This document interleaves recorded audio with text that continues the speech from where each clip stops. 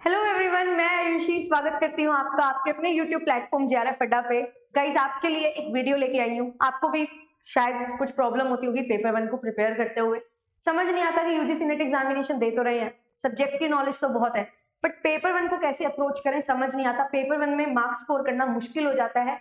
कैसे अटेम्प्ट करें paper one को, कि कैसे अप्रोच किया जाए, सबसे पहले कौन सी यूनिट करें, वो चीजें समझ नहीं आती हैं। तो ये वीडियो आपके लिए है, क्योंकि इस वीडियो में मैं आपको बताने वाली हूँ कि कैसे पेपर वन को आपको प्रिपेयर करना है, कैसे अप्रोच करना है, कौन सी यूनिट्स हैं जो आपके लिए बहुत ज्यादा इंपॉर्टेंट होने वाली है, किस यूनिट से आपको बिगिन करना है, सो दैट आप एक कॉन्फिडेंस के साथ पेपर वन को भी प्रिपेयर कर सके एंड पेपर टू के साथ साथ पेपर वन को भी लेके चल सके। क्योंकि बहुत ज्यादा बच्चों से जब हम बात करते हैं तो एक प्रॉब्लम निकल के आती है, और बहुत मेजर प्रॉब्लम आती है कि पेपर टू तो हम अपना कर लेते हैं, बट पेपर वन जब प्रिपेयर करते हैं तो सारा टाइम पेपर वन में निकल जाता है। समझ नहीं आता कहाँ से कैसे स्टार्ट करें और क्या पढ़े क्या ना पढ़े। बहुत ज्यादा वास्ट पेपर वन है, एंड दिस इज ट्रू।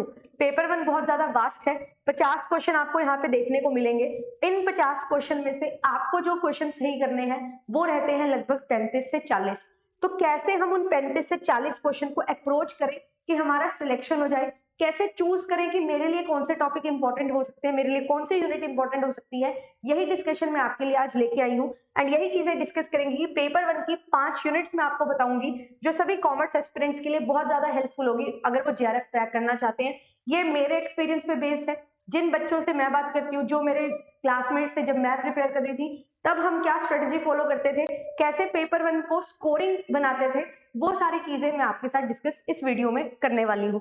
चलिए स्टार्ट करेंगे। ये मेरा ब्रीफ इंट्रोडक्शन है आपके लिए। Paper one and paper two की क्लासेस लेके आती हूँ, तो आप मुझे ज्वाइन कर सकते हैं। कॉमर्स स्पॉटलाइट टेलीग्राम चैनल है जहाँ पे पीडीएफ मिल जाती है, and commerce spotlight by JRF Adda YouTube channel है जहाँ पे आपकी कॉमर्स की क्लासेस होती हैं और मैनेजमेंट के स्टूडेंट्स के लिए भी क्लासेस वहाँ पे रहती हैं। सुबह 9 बजे पेपर वन की क्लास होती है इसी प्लेटफॉर्म पे, तो आप मुझे ज्वाइन कर सकते हैं। तो चलिए डिस्कशन करेंगे। उससे पहले इंपॉर्टेंट चीज एक और है कि अगर आपने यूजीसी नेट एग्जामिनेशन के लिए अभी तक जेआरएफ अड्डा एप्लीकेशन को डाउनलोड नहीं किया तो कर लीजिए। यहाँ पे आपको प्रीवियस ईयर पेपर्स साथ ही साथ सभी क्लासेस की पीडीएफ्स मिल जाती हैं, तो आप यहाँ से रिसोर्सेज ले सकते हैं फ्री ऑफ कॉस्ट। एंड अगर आप कोर्सेज में एनरोलमेंट लेना चाहते हैं तो आप कोर्सेज में भी ज्वाइन कर सकते हैं। जून 2024 के लिए हम स्टार्ट कर रहे हैं 18 दिसंबर से कोर्स। कल से ही कोर्स आपके लिए स्टार्ट हो जाएंगे, तो आप लोग एनरोलमेंट ले सकते हैं। पेपर वन के साथ साथ आपको ये डिफरेंट पेपर टू जो है वो अवेलेबल करवाए जाते हैं। अगर आपका इनमें से कोई पेपर टू है तो आप पेपर वन के साथ पेपर टू ले सकते हैं। कंप्लीट कोर्स में आपको ये ऑफरिंग्स दी जाती है, test series paper one and paper two की, handbook paper one and paper two की, एंड साथ ही साथ क्रैश कोर्स मिलेगा जो रिवीजन कोर्स होता है, एंड लाइव एंड रिकॉर्डेड आपकी जो कंसेप्ट की क्लासेस है, जो पीवाई क्यूज एक्सपेक्टेड क्वेश्चन हम प्रैक्टिस करेंगे, वो आपको क्लासेस मिलने ही वाली है। पीडीएफ भी आपको दोनों लैंग्वेजेस में मिलती है, इंग्लिश एंड हिंदी। चलिए, केवल पेपर टू लेना है वो भी आप ले सकते हैं। अब अपनी तैयारी को अगर आप स्टार्ट करना चाहते हो, 20% डिस्काउंट आप ले सकते हो एटम कोड यूज करके। 18 दिसंबर तक आपके लिए कोर्स पे 20% का डिस्काउंट है, तो अगर आप जुड़ना चाहते हैं तो ज्वाइन कर सकते हैं। 20 दिसंबर से मैं पेपर टू का कोर्स भी स्टार्ट कर दूंगी, एंड पेपर वन आपके लिए 18 दिसंबर से स्टार्ट हो रहा है। तो ये सभी फीचर्स हैं, जिस तरीके से हम पढ़ाते हैं आप देख सकते हो। लाइव क्लास में आ सकते हो यूट्यूब पे, डेमो क्लासेस आपको मिल जाएंगी, एंड 18 दिसंबर वाली जो क्लास है वो सभी स्टूडेंट्स को एक फ्री क्लास के तौर पे आपको मिल जाएगी। तो आप देख सकते हैं किस लेवल से आपको पढ़ाया जाता है, इस तरीके से आप सब्सक्रिप्शन ले सकते हैं। तो चलिए अपनी डिस्कशन को स्टार्ट करेंगे, एंड डिस्कशन हमारी किस बेसिस पे रहेगी कि पेपर वन को किस तरीके से प्रिपेयर करें। तो मैं आपको ये चीज बताती हूँ कि हमेशा ही आपको क्या करना होता है। ऐसा नहीं होता कि हमें सबसे पहले सभी की सभी यूनिट्स को ही तैयार करना है, नहीं। आप पेपर टू को अप्रोच करो, पेपर वन को अप्रोच करो। पेपर वन को अप्रोच करने के लिए आपको यूनिट बाय यूनिट चलना होगा, ठीक है। यूनिट वाइज आपको बाइफर्केशन करनी होगी। जैसा कि आप सभी जानते हैं, हमारे पेपर में, पेपर वन में ये डिफरेंट 10 यूनिट्स हैं। Teaching aptitude, research, reading comprehension, communication, mathematical reasoning, logical reasoning, data interpretation, ICT, people development, environment and higher education. तो ये पूरी की पूरी जो यूनिट्स हैं, इनमें से सबसे इंपॉर्टेंट यूनिट हमारे लिए क्या हो सकती है, कॉमर्स एस्पिरेंट के लिए क्या हो सकती है। तो सबसे पहली और सबसे इंपॉर्टेंट यूनिट हमारे लिए होती है रिसर्च एप्टीट्यूड। क्यों? क्योंकि ये यूनिट हम पेपर टू में भी पढ़ते हैं। पेपर टू में भी सेम जो रिसर्च हम पढ़ते हैं वही सेम रिसर्च थ्योरेटिकल पोर्शन आपका पेपर वन में पूछा जाता है। एंड अब जिस तरीके से लेवल चेंज हो रहा है, यहाँ पे न्यूमेरिकल क्वेश्चंस भी आपके बनने लगे हैं। पेपर टू में तो हम उनको कवर करते ही हैं, तो paper two and paper one यहाँ से आपको कंबाइनली हेल्प मिल जाएगी। एंड ये यूनिट आपके लिए बहुत ज्यादा इजी और बहुत ज्यादा इंपॉर्टेंट होती है। अगर आप जेआरएफ क्लियर करना चाहते हैं, रिसर्च स्कॉलर बनना चाहते हैं, तो रिसर्च में आपका इन्वॉल्वमेंट होना बहुत ज्यादा जरूरी है, आपका एंगेजमेंट होगा जितना ज्यादा, आप जितना इंटरेस्ट लोगे उतना ही आपके लिए चीजें आगे इजी होने वाली है। दूसरी जो इंपॉर्टेंट यूनिट आपके लिए निकल के आती है वो आती है मेरे अकॉर्डिंग कम्युनिकेशन। कम्युनिकेशन क्यों मैम? बिजनेस कम्युनिकेशन हम पढ़ते हैं, आप में से सभी ने ही ये यूनिट पढ़ी होगी, बिजनेस कम्युनिकेशन।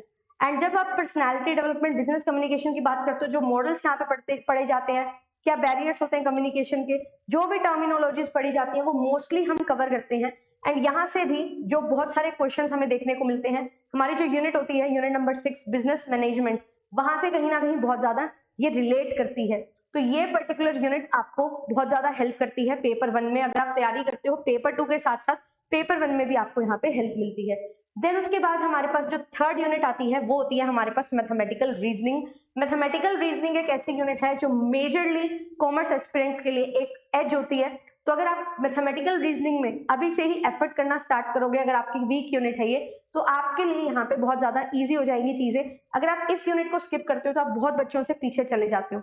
तो मैं आपको ये चीज बोलूंगी, ये यूनिट पे आपको थोड़ा सा एफर्ट करना पड़ेगा, क्योंकि ये यूनिट मेजरली बच्चों के लिए बहुत ज्यादा इजी होती है। क्योंकि हम अकाउंटिंग पढ़ते हैं, फाइनेंस पढ़ते हैं, टैक्सेशन पढ़ते हैं, तो कैलकुलेशन पार्ट हमारा बहुत इजी होता है।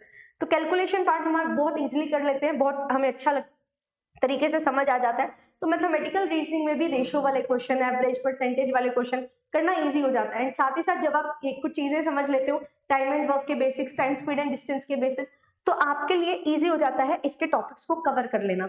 एंड डिफरेंट टेक्निक्स आपको हेल्प करती है मैथमेटिकल रीजनिंग के क्वेश्चंस को सॉल्व करने के लिए। जैसे कि हम एबी फॉर्मूला पढ़ते हैं, हम different mixture and allegation technique पढ़ते हैं, तो वो सारी चीजें आपके लिए हेल्पफुल रहती हैं। CI SI के क्वेश्चन बहुत इजीली हमारे यहाँ से हो जाते हैं।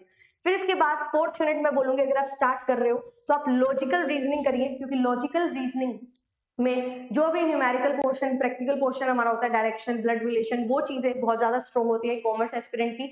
ये मैं ओवरऑल पूरा जनरलाइज नहीं कर रही हूँ कि सभी का होता है, ओवरऑल एक एवरेज बेसिस पे ऑन एन एवरेज आपको बता रही हूँ कि अगर आपके पास 100 बच्चे हैं ना कॉमर्स में, तो 90 बच्चे ऐसे होंगे जो इन यूनिट्स को बहुत इजीली करेंगे। तो इसीलिए आपका कंपटीशन आपका कॉमर्स वालों के साथ है, तो ये यूनिट्स को आप स्किप नहीं कर सकते। फिर इसके बाद आती है डेटा इंटरप्रिटेशन, एक ऐसी यूनिट जिसमें बहुत ज्यादा हमें चेंजेस अभी दिखाई दे रहे हैं, ट्रिमेंडस चेंजेस आ रहे हैं इस यूनिट में, क्योंकि इस यूनिट में मैथमेटिकल रीजनिंग के जो टॉपिक हैं वो रिलेट करके आपसे पूछे जाते हैं। इनकम एक्सपेंडिचर से रिलेटेड क्वेश्चन बनते हैं, ठीक है, टाइम स्पीड डिस्टेंस से के बेसिस पे क्वेश्चन आपसे पूछ लिए जाते हैं, डेटा इंटरप्रिटेशन में प्रॉफिट एंड लॉस के बेसिस पे पूछ लिए जाते हैं। तो जो DI है ये एक बहुत इंपॉर्टेंट यूनिट निकल के आती है। अगर आप कॉमर्स से हैं तो ये 5 यूनिट आपके लिए करना बहुत ज्यादा इंपॉर्टेंट हो जाता है, और यही 5 यूनिट मैंने यहाँ पे लिखी हुई है। ये 5 यूनिट आपको करनी है, और आपके चांसेस बहुत ज्यादा हाई हो जाते हैं यहाँ पे 50 में से। अगर आप 35 क्वेश्चन सही करना चाहते हो तो यहाँ पे आपको मिलते हैं 25 नंबर। यहाँ से मैम क्या एग्जैक्टली 25 मिलेंगे? नहीं, मान लो 24 या 26 भी मिल सकते हैं।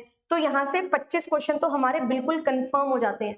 देन इसके बाद बाकी 10 क्वेश्चन हमें कहाँ से बटोरने हैं, वो आप टीचिंग एप्टीट्यूड के कुछ टॉपिक्स करो, ठीक है। देन इसके बाद रीडिंग कॉम्प्रिहेंशन है, डेली बेसिस पे अगर प्रैक्टिस करोगे तो यहाँ से भी आप 4 से 5 क्वेश्चन है जो ले सकते हो, निकाल सकते हो। तो आपके लिए ये जो 5 यूनिट है ये सबसे ज्यादा स्कोरिंग यूनिट होती है। इन यूनिट्स को आप स्किप करना अफोर्ड नहीं कर सकते हो। अगर आप एक कॉमर्स मैनेजमेंट या इकोनॉमिक्स जैसे पेपर 2 से बिलोंग करते हो, ये यूनिट्स आपके लिए मस्ट टू डू यूनिट्स हैं, और स्टार्टिंग भी मैं यही बोलूंगी इन्हीं यूनिट से आपको करनी चाहिए। अगर आपका इंटरेस्ट मैथमेटिकल रीजनिंग में है, ठीक है, थोड़ा बहुत आपको आइडिया है, तो यहाँ से स्टार्ट करो। देन DI को करो, लॉजिकल रीजनिंग को करते चलो साइड बाय साइड। ऐसा नहीं है कि एक ही महीने में आपको सारी चीजें आ जाएंगी, रेगुलर प्रैक्टिस करनी है डेली बेसिस पे कंसिस्टेंसी के साथ। तो ये यूनिट्स आपके लिए मोस्ट स्कोरिंग यूनिट्स निकल के आती हैं, और मैंने जब अपनी तैयारी की थी तो मुझे भी ये चीज ने बहुत ज्यादा हेल्प की थी। मैंने इन यूनिट से स्टार्ट किया था, एंड इन यूनिट से स्टार्ट करके थोड़ा सा कॉमर्स कम्युनिकेशन के बारे में पढ़ा। देन इसके बाद मैंने रिसर्च एप्टीट्यूड पे काम किया, फिर ICT पे काम किया, ठीक है। ICT भी एक ऐसी यूनिट है जो मेजरली आपकी स्टैटिक यूनिट होती है। इस यूनिट में ऐसा नहीं है कि आपको रट्टे लगाने हैं, आपको चीजें समझनी है, समझ के आपको याद करनी है। तो याद करने वाली चीजें यहाँ से ज्यादा है, तो यहाँ से भी हम इजिली 3 से 4 क्वेश्चन निकाल सकते हैं आउट ऑफ 5 क्वेश्चन, अगर मैं बात करूँ ऑन एन एवरेज। तो यहाँ से कुल मिला के इन यूनिट से आप लेके चलो कि अब 25 क्वेश्चन के लिए प्रिपेयर कर रहे हैं। मान लो हर यूनिट से 4-4 क्वेश्चन भी अगर मैं सही करती हूँ तो 20 क्वेश्चन मैं यहाँ से बना रही हूँ। फिर उसके बाद मुझे बाकी 5 यूनिट से क्वेश्चन निकालने हैं, तो वो 5 यूनिट से मेरे को सिर्फ 15 क्वेश्चन ही निकालने हैं। मेरा टारगेट यहाँ पे फुलफिल हो जाएगा। तो ये चीजें करो। कभी भी मैं ये नहीं बोलूंगी कि आप सिर्फ 5 यूनिट कर लो, सिर्फ 7 यूनिट कर लो, सिर्फ 8 यूनिट कर लो, ऐसा नहीं है। करनी आपको सभी की सभी 10 की 10 यूनिट पड़ेंगी, बट आप कहाँ पे सबसे ज्यादा स्कोर कर सकते हो, उन यूनिट्स पे ज्यादा टाइम देने की आपको जरूरत है। और आरसी जो है बिल्कुल ही प्रैक्टिस बेस्ड है, तो प्रैक्टिस करो, डेली बेसिस पे एक आरसी लगाओ, क्योंकि आरसी पेपर 2 में भी आता है। तो 15 क्वेश्चन आरसी से बनते हैं दोनों पेपर में मिला के। तो डेली बेसिस पे एक एक दो दो आरसी को सॉल्व करोगे तो रीडिंग हैबिट डेवलप होगी। रीडिंग हैबिट डेवलप होगी तो आपके लिए चीजें इजी यहाँ पे हो जाएंगी।